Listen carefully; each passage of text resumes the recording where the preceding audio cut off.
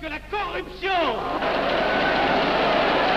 Vous, capitalistes, vous n'avez cessé de pousser la classe ouvrière à la misère. Et vous, communistes, vous avez cessé d'exploiter cette misère voulue par les capitalistes.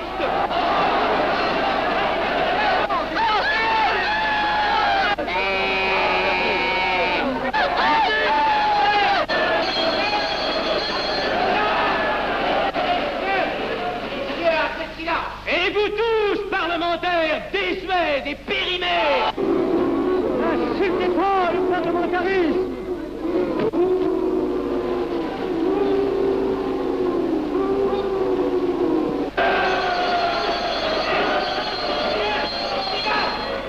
Messieurs, je vais lever la séance. Continuez, monsieur Axel. Messieurs, je n'ai plus rien à dire. J'ai eu conscience de vous dire quelques vérités, peut-être désagréables, mais utiles. Non, ce ne sont pas quelques interruptions qui m'arrêteront. La communauté française ne se bâtira pas sur le conflit de la vieille bourgeoisie égoïste et du peuple affamé. C'est pourquoi je ne voterai pas ce projet qui donne satisfaction au capitalisme international et serait le bon prétexte pour les communistes à accentuer nos divisions. Je ne le voterai pas. Je serai sans doute le seul à ne pas le voter, car il semble que par une étrange aberration, la Chambre tout entière soit prête, comme toujours, à trahir l'intérêt français au bénéfice de certains intérêts internationaux très particuliers.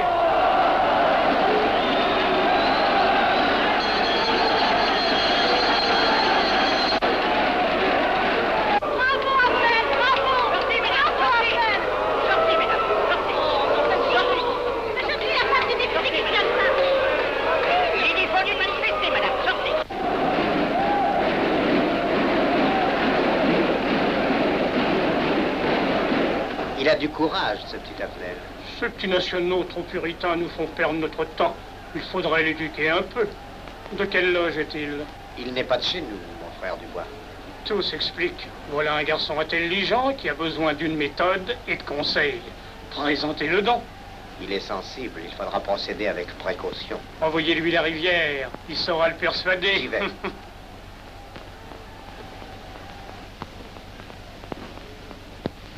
Mon cher vénérable, nous avons un service à vous demander.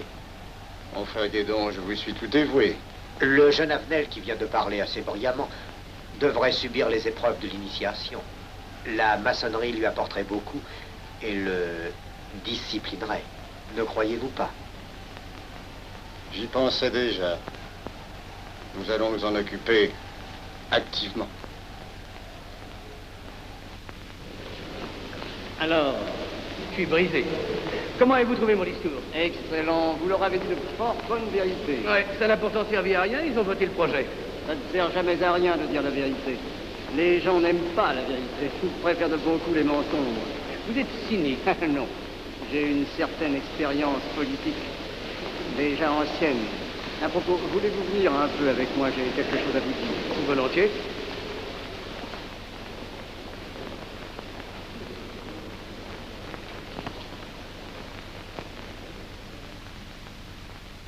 Oui, voyons, je voulais vous dire, si nous reprenions notre conversation sur la franc-maçonnerie, vous m'aviez dit l'autre jour que vous étiez curieux de connaître cette association. Ah oui, on en dit tantôt du bien, tantôt du mal. Je vous avoue que je n'aime pas beaucoup les sociétés secrètes. Ah, la franc-maçonnerie n'est pas une société secrète. C'est une société discrète. Pourquoi éprouves-tu tant de répugnance à me voir entrer dans la franc-maçonnerie? Cette association me semble suspecte. Il ne doit y avoir que des arrivistes là-dedans. Non, ils sont peut-être aussi des braves gens animés d'un idéal sincère. Le texte qu'ils m'ont donné est rempli de bonnes idées. Tu me diras que ça n'est qu'un programme affiché à l'entrée, mais il me paraît loyal. Tu es un honnête homme, mon chéri. Mais tu as un grand défaut. Ah, et lequel? Tu ne vois jamais le mal. Tu imagines que les autres sont bons comme toi-même. C'est pourquoi tu as toujours des déceptions. N'importe, je suis décidé à tenter cette expérience. Alors fais-la. Je souhaite me tromper. Quand vas-tu te présenter chez ces gens? Mercredi. Déjà.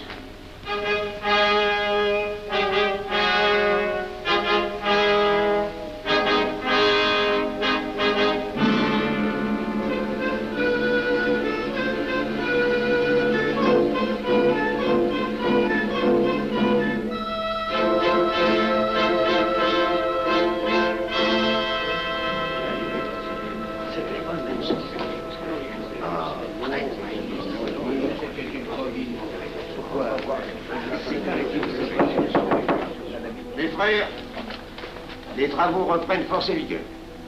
La tenue du comité a voté l'interrogatoire du profane Abnel. Nous allons lire les rapports confidentiels de nos enquêteurs. Pierre Abnel, né en 1902 à Laval, a fait sa première communion. Oh, mon frère, je vous en prie. Mais déclare ne pas pratiquer régulièrement. A même cessé de fréquenter l'église. Très bien. Mais s'avoue spiritualiste.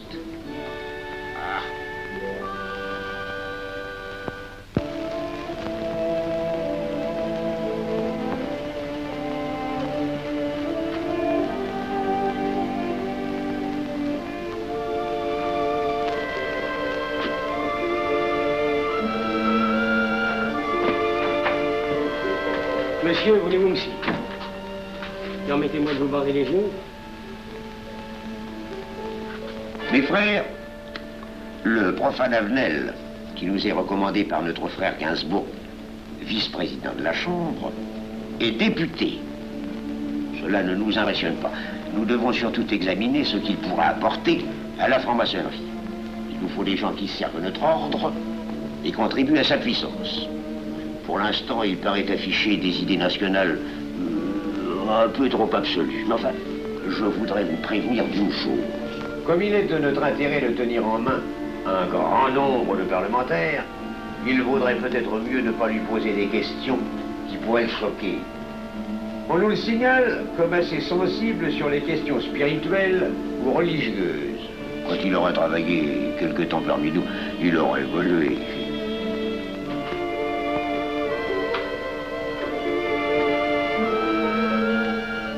Et voilà, le silence le plus absolu, mes frères. Qui frappe ainsi régulièrement à la porte du temple? C'est un profane qui demande à être interrogé, vénérable maître. Faites entrer le profane.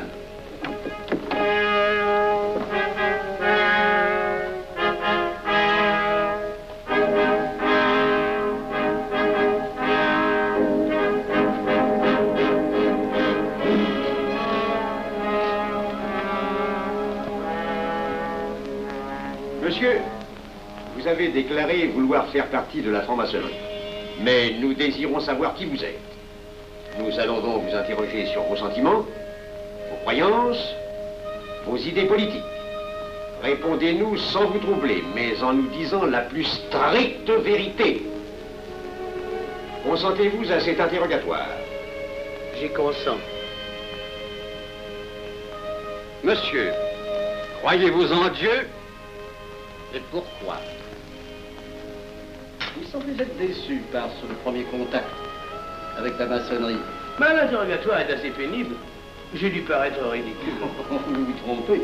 D'autres qui sont passés avant vous ont moins bien répondu. Vous avez été reçu avec une majorité convenable, 16 voix contre 10. Comment, j'ai eu 10 voix contre moi? Non, non. 2 seulement. 2. Mais les voix d'opposition comptent pour 5. Ah, un opposant de plus, et vous étiez blackpoolé. La maçonnerie est difficile sur le choix de ses candidats. Pas assez, mon cher, pas assez. Je dois même vous avertir que lorsque vous serez en loge, vous serez déçu. Le milieu maçonnique est épouvantablement médiocre. Vous verrez que vous nous apporterez plus que vous ne recevrez. Mais ces rites dont vous m'avez parlé, ces initiations mystérieuses... De bêtises. Il y en a qui y attachent un certain sens symbolique.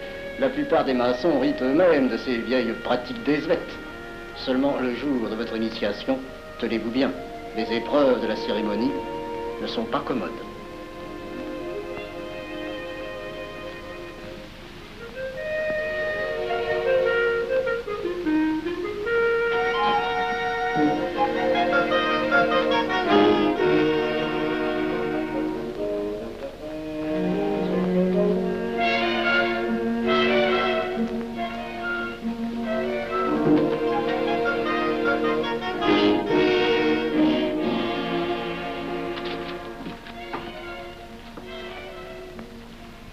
Bon, attendez à la buvette, là. On viendra vous chercher. Alors, mais c'est entendu, mon cher, je m'occupe de ton affaire. Tu peux compter sur moi. C'est très important. Mais c'est entendu, excuse-moi, la tenue va commencer, je suis un peu en retard. Bien, bien.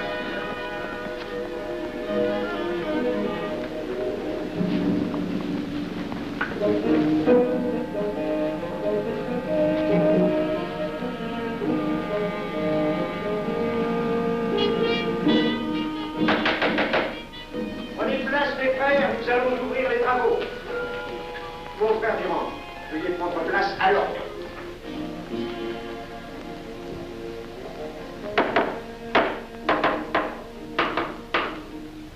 Frère premier surveillant, êtes-vous franc-maçon? Mes frères me reconnaissent comme tel, vénérable maître. Frère second surveillant, quel âge avez-vous? 3 ans, vénérable maître. Frère premier surveillant, quel est le premier devoir d'un surveillant en loge? Vénérable maître, c'est de s'assurer que le temple est couvert.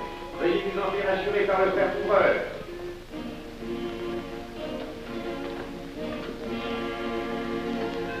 Le temple est couvert, vénérable maître.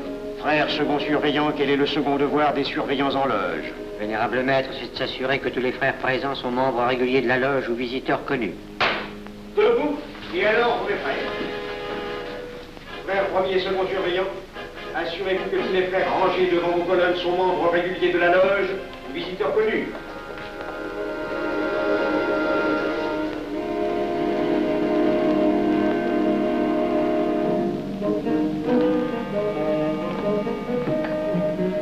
Vénérable maître, les frères qui décorent l'une et l'autre colonne sont membres réguliers de la loge ou visiteurs connus. Il en est de même à l'Orient. Frère premier surveillant, à quelle heure les francs-maçons opèrent-ils leurs travaux? À midi, vénérable maître. Quelle heure est-il, frère second surveillant? Il est midi, vénérable maître. Puisqu'il est l'heure du travail, frère premier et second surveillant, invitez les frères de vos colonnes à se joindre à vous et à moi pour ouvrir les travaux de la respectable loge des enfants de l'univers Orient de Paris, au grade d'apprenti, en la forme accoutumée. À moi, mes frères, par le signe, la triple batterie et l'acclamation.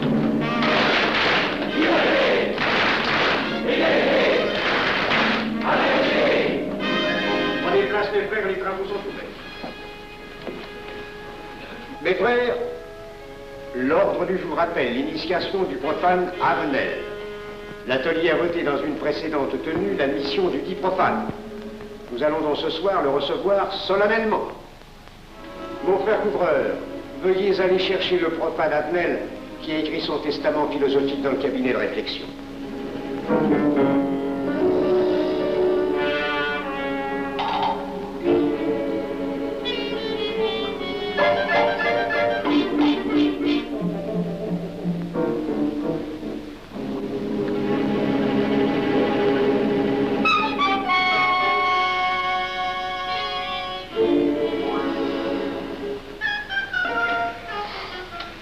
Rigolo leur truc. Monsieur, veuillez me suivre.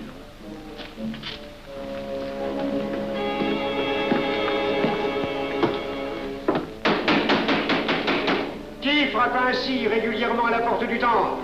Vénérable maître, c'est un profane qui demande à être reçu maçon s'il en est jugé digne. Frères, armez-vous de vos glaives.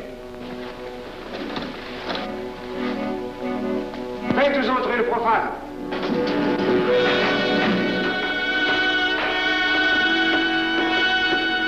Laissez-vous, monsieur.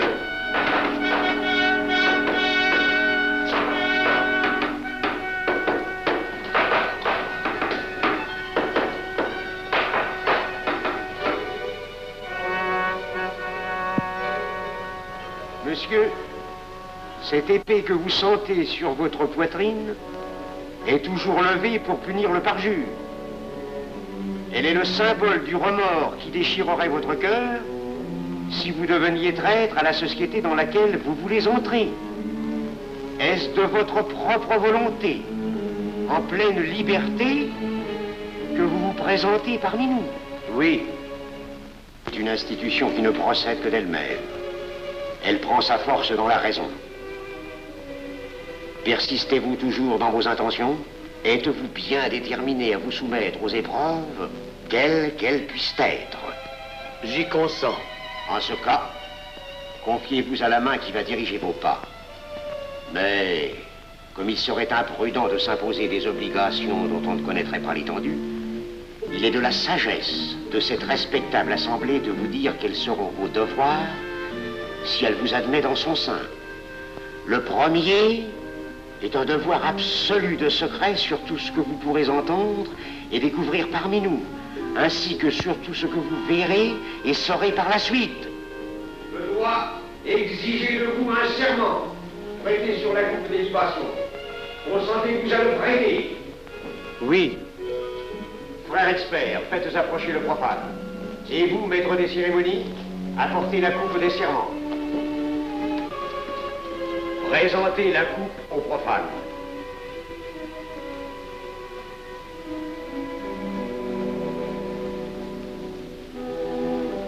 Prononcez avec moi le serment.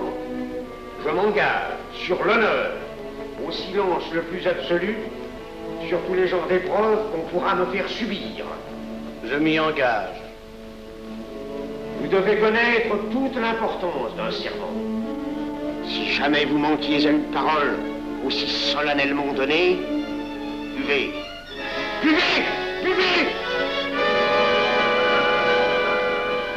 Que ce breuvage amer soit pour vous le symbole de l'amertume et du remords que laisserait dans votre cœur le parjure qui aurait souillé vos lèvres. Frère expert, emparez-vous du profane et faites-lui faire son premier voyage.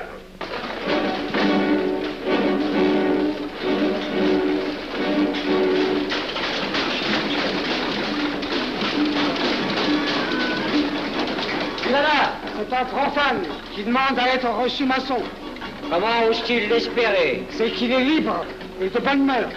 Puisqu'il en est ainsi, qu'il passe.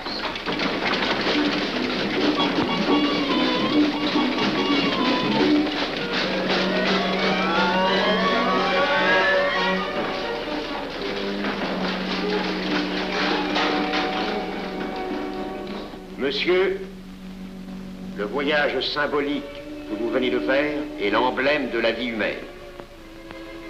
Le bruit que vous avez entendu figure les passions qui l'agitent.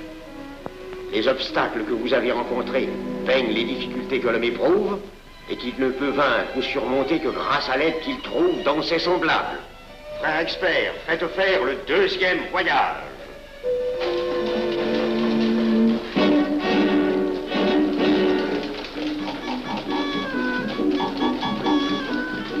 Qui va là?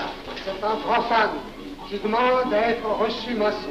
Comment ose-t-il l'espérer? C'est qu'il est libre et de bonne mœurs. Puisqu'il en est ainsi, qu'il passe et qu'il soit purifié par l'eau.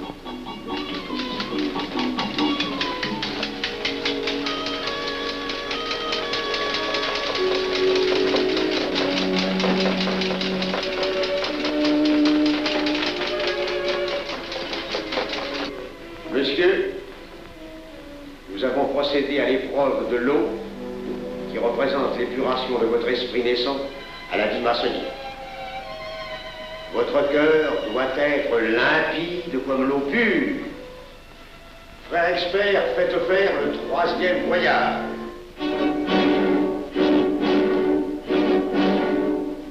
Qui va là? C'est un profane qui demande à être reçu maçon. Comment ose-t-il l'espérer? C'est qu'il est libre et de bonne mœurs. Puisqu'il en est ainsi qu'il passe par les flammes.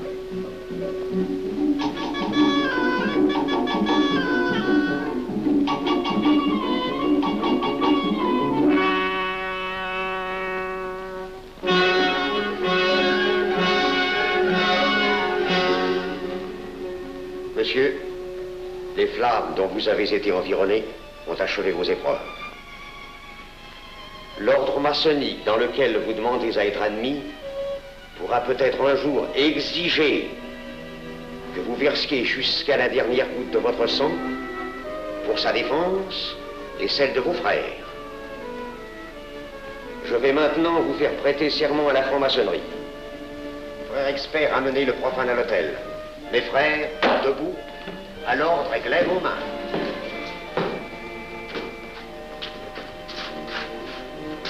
Moi, Pierre Avenel.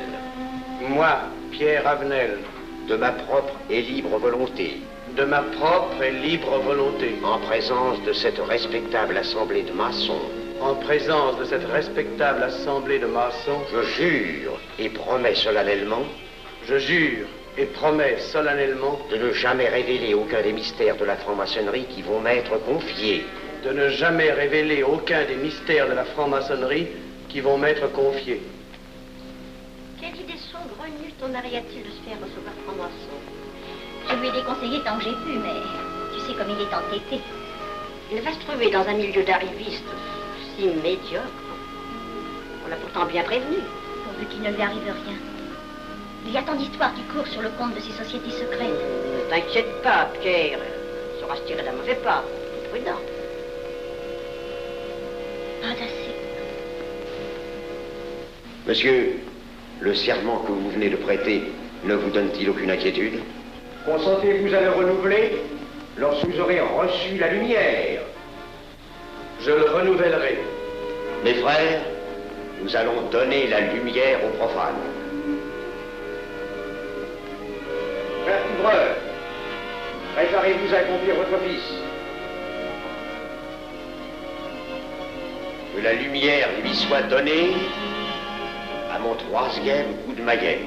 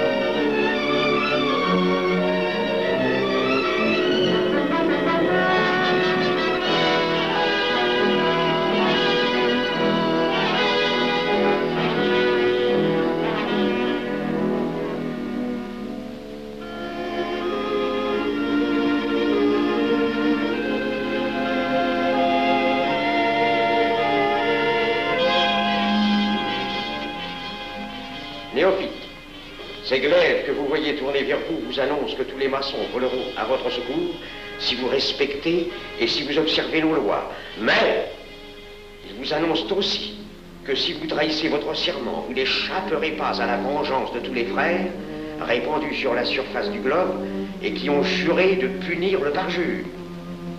Le jurez-vous, mes frères? Nous le jurons.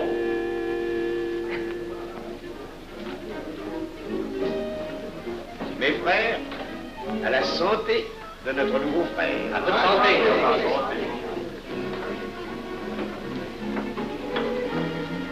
Mon très cher frère, qu'est-ce que vous pensez de cette soirée? Eh bien, c'est curieux. Cette cérémonie est très impressionnante. Mon cher frère, pourrais-je vous laisser ma carte au cas où vous auriez besoin de mes services? Je vends de tout, de la bonneterie et des chaussures, du savon à des prix invraisemblables. Tu permets, mon cher Lévi-Stein? Je t'en prie. Mon frère Avenel, nous allons bientôt vous mettre à contribution. Oui, un de nos amis de notre loge voudrait un bureau de tabac. Le Grand Orient est submergé de demandes en ce moment. Avec vous, ça ira peut-être un peu plus vite. Volontiers. Je vous remercie. Ah, dans quelque temps, je vous parlerai aussi d'une autre affaire. Depuis plusieurs années, j'ai droit à la Légion d'honneur. Je ne m'en suis jamais occupé, je n'ai pas voulu déranger nos amis pour ça. On leur demande déjà tellement de choses, n'est-ce pas? Vous m'aiderez? À votre service. Merci beaucoup. Alors, au revoir. Ah non, pas comme ça. Voyez-vous, des petits coups secs avec le pouce, là, comme ça. Pam, pam, pam. Essayez. Pam, pam, pam. Et ben voilà. Avec ce signal-là, on ouvre toutes les portes.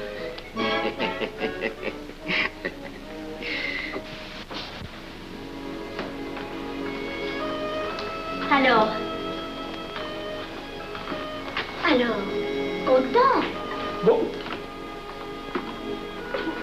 Tu as l'air contrarié. Oh non. Déjà déçu? Pas encore. Tu me raconteras la séance. Ah, j'ai juré de ne rien dire. Même à moi? Écoute, c'était pas ridicule.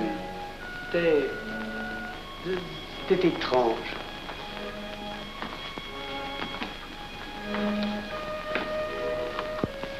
Mon chéri. Oh, mon chéri, c'est idiot, mais j'ai peur pour toi. Qu'est-ce que tu veux qu'il m'arrive? Oh, mon grand.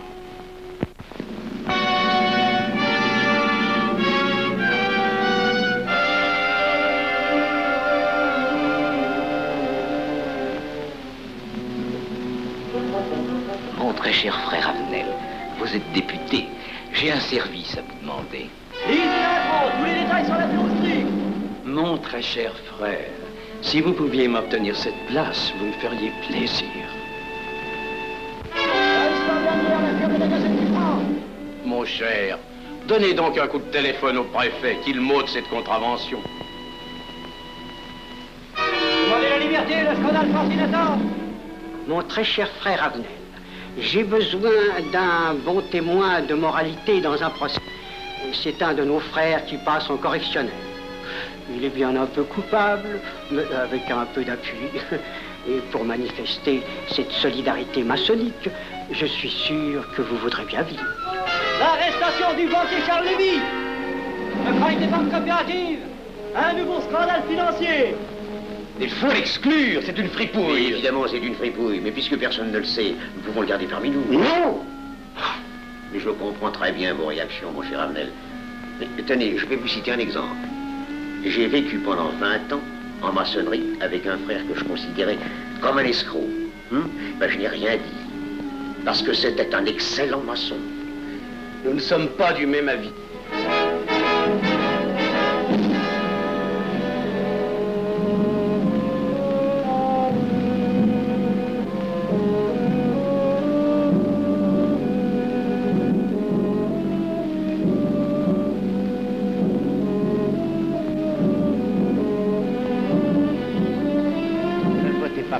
Pourquoi? C'est un adversaire de la maçonnerie. Mais son projet est excellent. Qu'importe, il nous dessert. Vous n'avez pas l'air de mon être.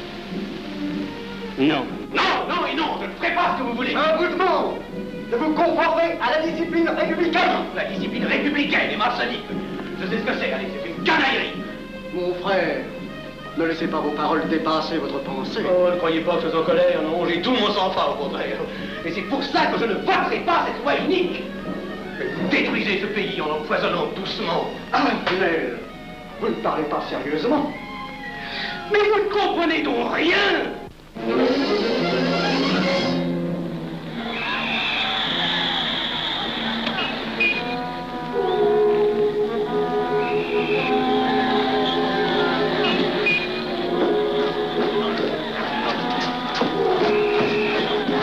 Que se passe-t-il? Regardez.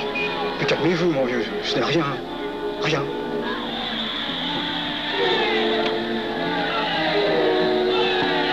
Que croyez-vous qu'on doit faire? Rien. Surtout rien. Pas de pareil cas, il faut attendre. Et croyez-moi, il n'y aura pas d'incident. Tous ces gens vont rentrer se coucher. Ils sont fatigués, le barquerier.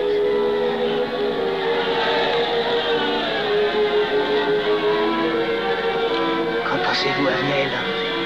Je voudrais être avec eux, place de la Concorde. Vous ne parlez pas sérieusement?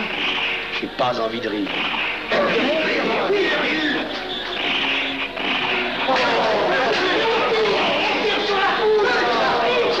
Il faut arrêter ça, oui. Mais sans doute. Il faut arrêter ça.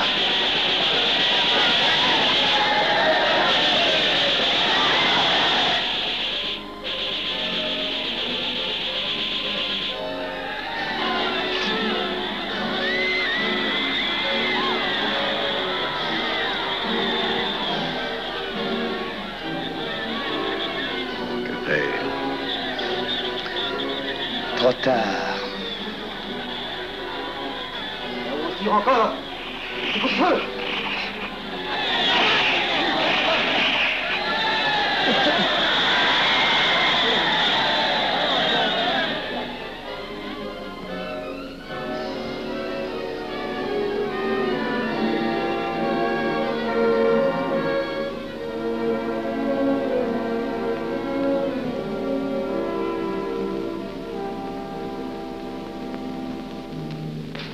Messieurs, nous avons établi définitivement la liste des membres de la commission d'enquête.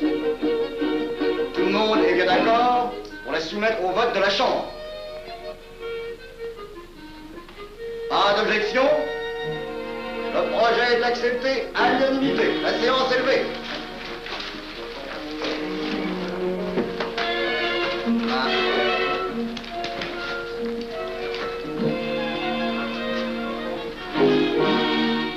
Vous pensez que ça va marcher? Je ne prévois pas d'opposition. Si cela est ainsi, nous risquons de nous en tirer. Je te le crois sincèrement. Nos frères députés nous attendent dans un salon voisin. Ils sont impatients de vous entendre. Bah allons-y. Arnel. À propos, cher ami, je vous ai mis d'office dans la commission d'enquête.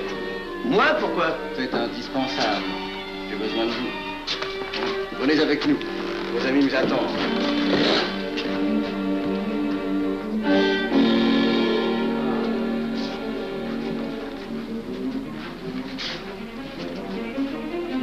Mes frères, puisque nous sommes entre nous, je puis vous dire bien confidentiellement que nous allons traverser ces événements graves sans trop de dommages.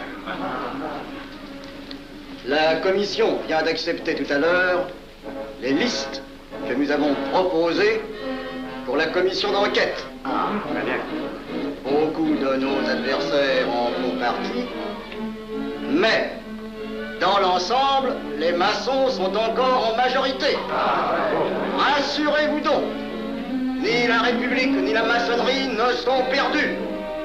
Elles ont traversé une crise grave. Elles sortiront renforcées de cette épreuve. Merci.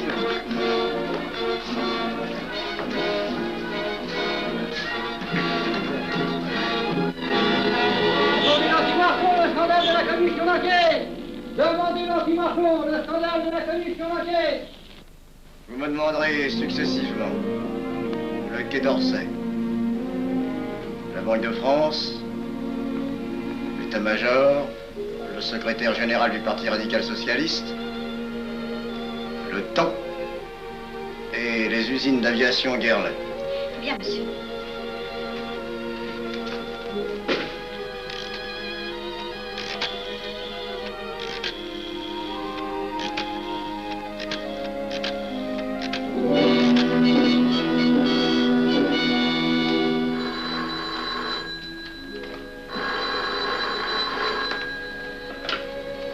Allô, le chef de cabinet du ministre. Allô? Mais oui, passez-le moi.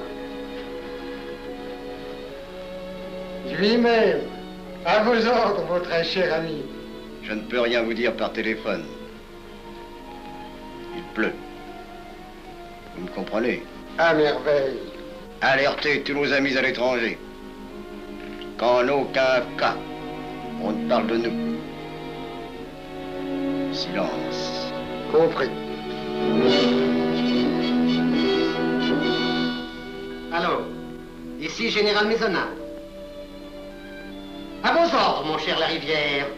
Je compte sur vous, mon cher général, pour que l'armée ne varie pas politiquement. Elle doit rester divisée, avant tout. Ne craignez rien, j'ai déjà procédé à des changements importants. Tous les officiers suspects d'être contre nous ont été éloignés de Paris et séparés les uns des autres.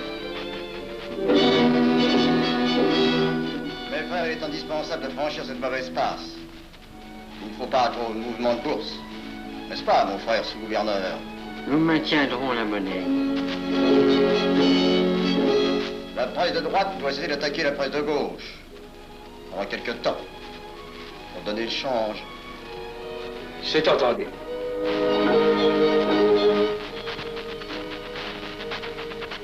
Les partis de gauche doivent faire entente avec ceux du centre. Et ceux de l'extrême gauche. De la sorte, nous contrôlons le peuple. Bloc populaire. Mieux. Front populaire. Bien. Quant à vous, mon cher Garlet, j'ai reçu ce matin une communication de l'étranger. On nous demande d'envoyer immédiatement du matériel d'aviation en Espagne. Moyennant quoi nous aurons tous les appuis politiques nécessaires. Même nos prototypes. Surtout nos prototypes. Ne croyez-vous pas que ce serait dangereux pour notre défense nationale? Faites ce que je vous dis.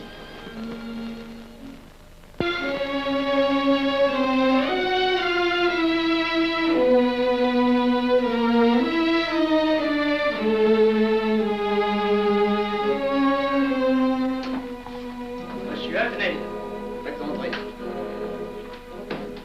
Ah, bonjour, cher ami. Comment on va? Bien, merci. Ah, je vous ai fait appeler. Que se passe-t-il? On ne vous voit plus. Vous le boudez? Oh non. Cigarette. Non, merci. Dites-moi, pourquoi avez-vous refusé de faire partie de la commission d'enquête? Oh, j'ai beaucoup de travail en ce moment et je fais déjà partie d'autres commissions. Avenel, répondez-moi franchement. Ce n'est pas parce que nous avons eu l'autre jour une petite discussion bien fraternelle? Eh bien, justement, si. Je voudrais vous parler de la franc-maçonnerie. Ah, mais bien, voyons, mais bien entendu. Asseyez-vous. Ah. Alors? Ah, je vous écoute. Eh bien, voilà, vous avez été mon présentateur, je vous dois une explication. Je suis décidé à déposer ma démission. Vous avez l'air d'avoir été déçu par la maçonnerie. Oh, pire, choqué. Pourquoi? Mais confessez-vous, mon vieux. Vous ne serez pas le premier maçon qui m'aura ouvert son cœur. Qu'est-ce qu'on vous a fait? Mais à moi, personnellement, rien. Mais je trouve ce milieu maçonnique... pourri d'arrivistes écœurants. Je vous l'accorde. Ah, ben, je ne vous le fais pas dire. Oh, croyez-vous que je sois dupe? Ben, alors, je ne comprends pas. Tant de vertus affichées sur le programme à la porte. Tant de mystères à l'intérieur pour ne cacher que ces petites combines, ces appétits de comitards. Je m'attendais à trouver des hommes dévoués, sinon supérieurs. Au lieu de ça, je n'ai rencontré que des quémandeurs de bureaux de tabac ou de décoration, ou alors des fripouilles qui cherchaient à m'utiliser pour échapper à des condamnations. En dehors d'eux, des phraseurs, des sectaires ignorant tout, ne connaissant rien de l'histoire de leur pays, rien de l'histoire du monde, rien de la politique, rien de la philosophie, rien. Ah, des cerveaux vides, mais des dents longues et des langues folles. Et c'est cela qui gouverne la France. Quel grade avez-vous maintenant? J'ai été initié à la maîtrise il y a peu de temps. Eh bien, si vous avez le courage de vivre encore quelques années dans la médiocrité des ateliers bleus, vous passerez ensuite aux ateliers supérieurs. C'est mieux? C'est autre chose. Voyons, vous êtes 33e, n'est-ce pas? C'est le grade le plus haut dans la maçonnerie.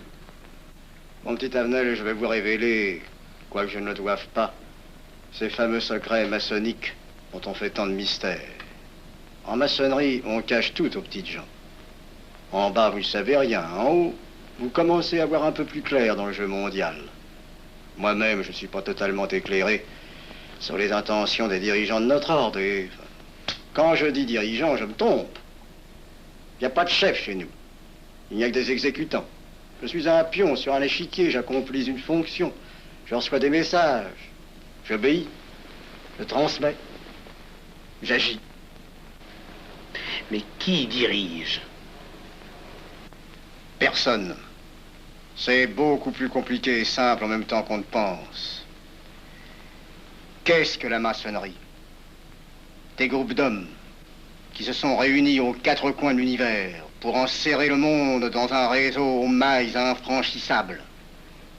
Nous sommes 50 000 en France, 500 000 en Angleterre, 3 millions en Amérique, c'est peu. Mais c'est énorme, parce que nous formons un bloc uni d'une seule volonté. Nous rayonnons partout, nous commandons partout. Ici, 300 parlementaires sont francs-maçons. En Angleterre, le roi fait partie de notre ordre.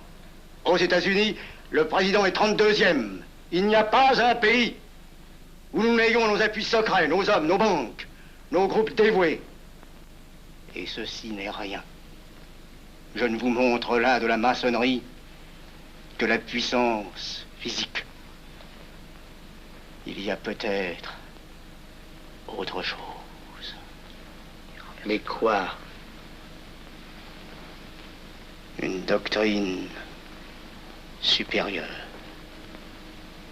Une antique expérience des forces du monde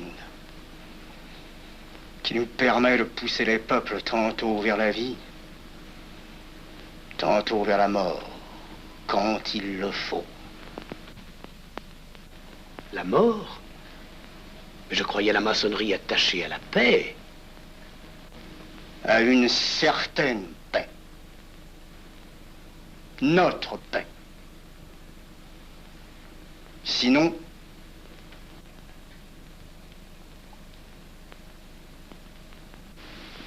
alors, cette démission?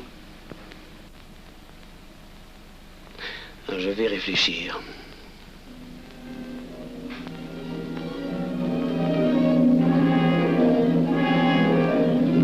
Alors, il n'y a qu'une solution, la guerre. Pour réussir à déclencher la guerre, la maçonnerie a besoin de tous ces hommes. Sur combien de voix pouvons-nous compter à la Chambre? Nos frères parlementaires sont à peu près tous sûrs. Sauf un que j'oserais nommer, car il fait partie de notre loge. Qui donc? Avenel. Il tient des propos contre le Grand Orient qui l'accuse de vouloir déclarer la guerre à l'Europe. Je n'ai jamais eu confiance en ce type-là. C'est une faute de l'avoir laissé entrer ici. Nous pouvons encore leur amener de meilleurs sentiments. Je doute que vous réussissiez. Qui sait? Nous avons peut-être les moyens pour ça.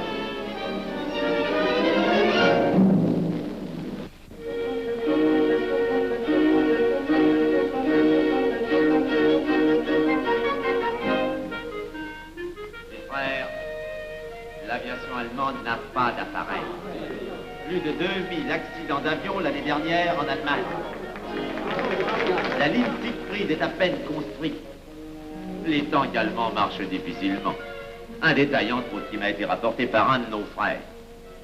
Quand leurs tanks sont entrés à Vienne, on s'est aperçu que certains d'entre eux étaient en carton et montés sur des hautes bicyclettes. Croyez-moi, mes frères, il nous serait facile d'abattre le national-socialisme dont les exigences sans cesse accrues deviennent intolérables. Et libérer ainsi nos frères réduisent à l'esclavage. Jamais nous n'avons été plus près. En 15 jours, nous réglerions le sort de l'Allemagne. Notre loi régirait l'Europe définitivement. Notre victoire est sûre. C'est faux. C'est faux. Silence. Ce que dit cet homme est faux. Mon frère, je vous rappelle alors, vous n'avez pas la parole. Je le sais. Je suis député et membre de la commission de la défense nationale. Je ne peux pas laisser se prolonger un discours aussi manifestement erroné. L'appréciation de monsieur, de notre frère, Liechtenstein. Oui, si vous voulez. Sur l'état de l'armée que possède l'Allemagne sont des mensonges. Et ajouter foi serait de la stupidité. Mais pourquoi vouloir une guerre entre l'Allemagne et la France? Mon frère, vous n'avez pas la parole. Peu m'importe.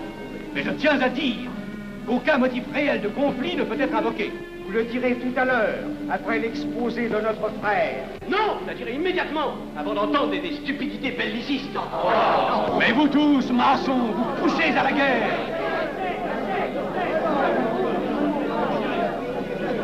Pour que ce pays soit gouverné par vos lois, par les Juifs, et la maçonnerie surtout. Le peuple français ne se battra pas pour défendre une idéologie fumeuse, un régime ignoble, une république pourrie.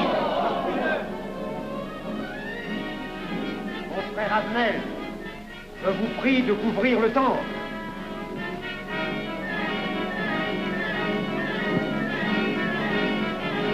Vous êtes tous des menteurs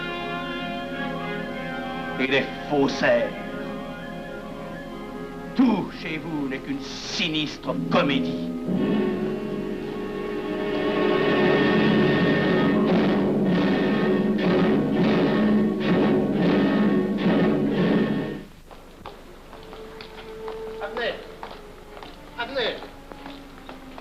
Avenel, excusez-moi, comme vous, j'habite Neuilly, c'est pourquoi je me permets de vous rejoindre. Mais vous avez fort bien fait, monsieur. J'étais près de vous à la tenue. Je voulais vous féliciter. Oh, merci. Vous avez très bien fait de leur crier des vérités. Ce sont des fous. Malheureusement, il est impossible de leur faire entendre raison. Les événements sont pourtant indiscutables. Oui, oui. Dites-moi, j'ai des documents confidentiels sur l'action actuelle de la maçonnerie qui peut-être vous intéresseraient. Des documents? Oui, oui, des documents. Vous êtes député, il serait utile et urgent que je vous les communique. Mais je crois bien, où sont-ils? Chez moi, pas très loin d'ici. Si vous avez quelques minutes. Volontiers, allons. Alors, qu'est-ce qu'on décide? Pétard ou couteau? Le couteau, ça fait moins de bruit. Attention, les voilà.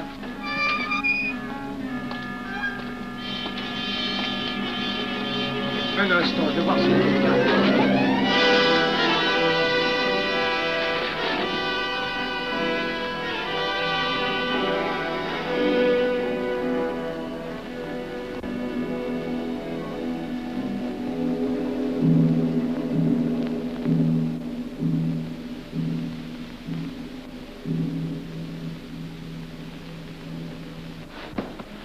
Ne t'inquiète pas, mon chéri. Tu guériras vite. Le docteur a dit maintenant que tu étais sauvé, à condition d'être sage.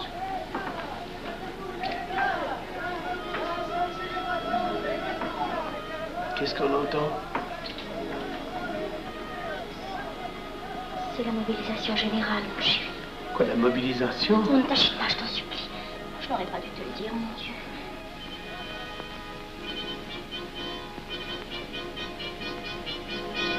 T'en fais pas, mon chéri. Tu reviendras vite.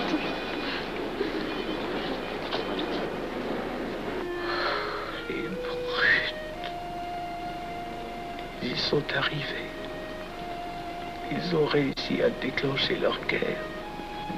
Ne bouge pas. Tes plaies sont à peine fermées.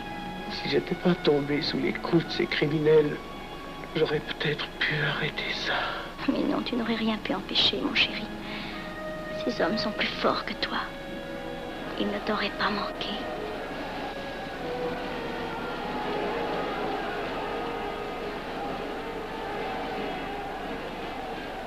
Qu'est-ce que c'est?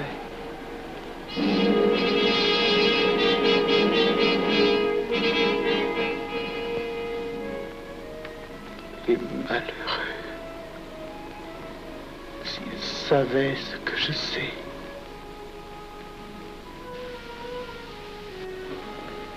Mes frères, nous pouvons affirmer en toute sérénité que la franc-maçonnerie universelle a présentement atteint son but. Cette guerre qui est la nôtre est déclarée. Elle doit aboutir au triomphe de notre ordre.